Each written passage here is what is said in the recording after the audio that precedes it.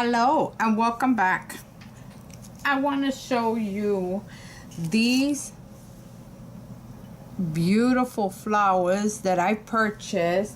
They are called flower wedding hairpins, and they come 40 of these for $2, and so I purchased them because I thought, instead of buying, I see these things and I love anything that shines.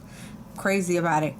So I figured that why not buy these and use them to embellish my projects. So I bought them and I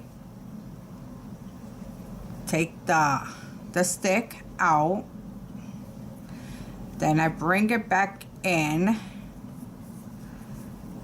I move the top. Sometimes it's hard and I have to use pliers, but most of the time they come right off.